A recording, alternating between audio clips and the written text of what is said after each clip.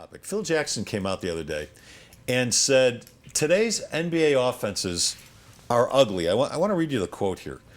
He says, when I watch some of these playoff games and I look at what's being run out there, what people call an offense, it's really quite remarkable to see how far our game has fallen from a team game. 4 guys stand around watching one guy dribble a basketball. There's no structure, there's no discipline, there's no how do we play this game type of attitude, and it goes all the way through the game to the point where now guys don't even screen, they push guys off with their hands.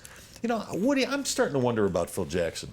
I've been wondering about him as a general manager. I don't think he's done a good job so far in New York, and I know it hasn't been a large sample size yet, but I just am not wild about it. And these quotes, they don't just bother me, they make me wonder what Phil is watching. I've been watching the San Antonio Spurs win NBA championships playing a beautiful brand of offensive basketball.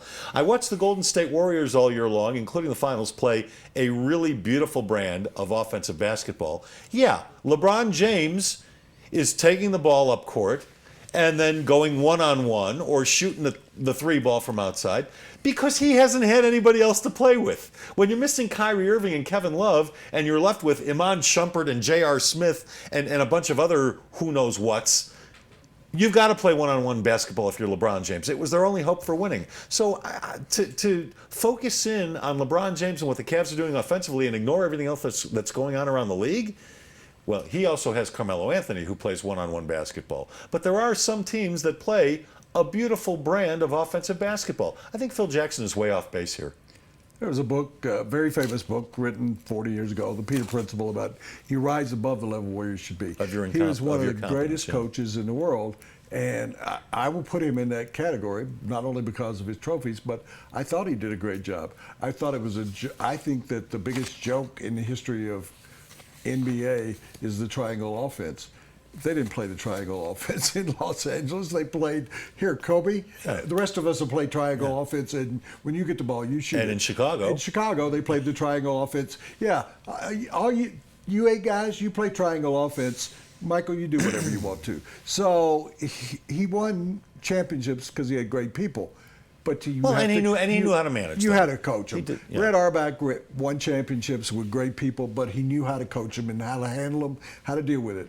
We saw very few problems, but you go back to Phil Jackson wrote that book, and he really ripped Kobe Bryant, and then he went back to coach the team. He doesn't belong as a general manager. He belongs in Montana reading poetry and being someone sitting there doing a mantra every day, or he belongs with his girlfriend, who is one of the owners of the Los Angeles Lakers. He's miscast here, and he did it for the money. And I think he thought there was one more challenge left in my life, like George Karl going to Sacramento. Got one more challenge, but he also making $12 million. Wait, I was going to say, do you think it's one more challenge, or do you think it's a money grab? You think Phil was getting a little bored, and somebody threw a lot of money at him, and he said, okay, I'll try this. Sure. And you and I mean, all of us would do that. If someone came and threw you $12 million and said, move to New York, I mean, I moved to New York.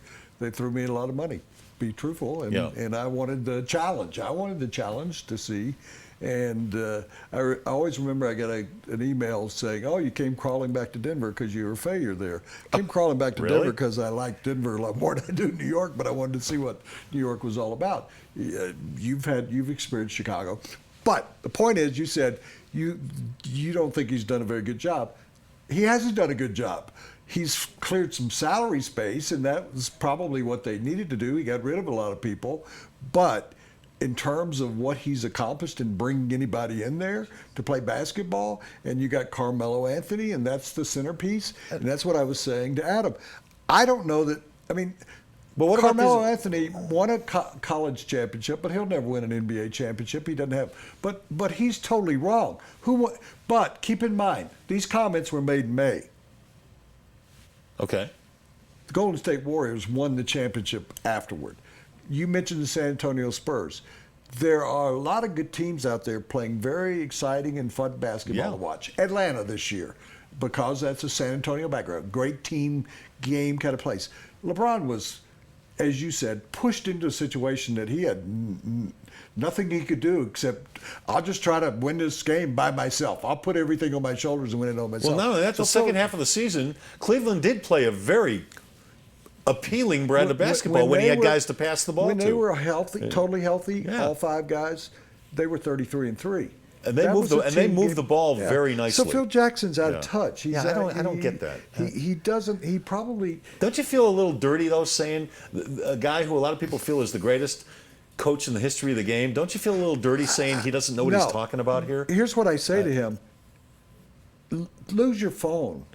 When you get on Twitter, you're worse than all those guys that are players. Yeah, he does I mean, sound he'll say silly on things Twitter. on Twitter that make no sense. Yeah. That's why I don't try to use it, because I know that every time I go on Twitter, I say something that later on I go, why did I say that? How much was I drinking when I said that? You should not. You can't. You're not supposed to drive a car and drink.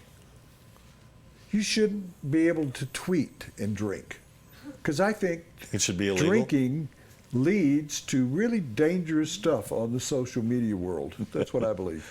No doubt. That portion of the big stuff brought to you by Grand Prix Motorsports, your source for the original motorcycle, Indian motorcycles. So check out the newest line of Indian motorcycles at Grand Prix Motorsports. They're located on County Line in Santa Fe, and that's Big Fred on his Indian motorcycle. That's Santa Claus.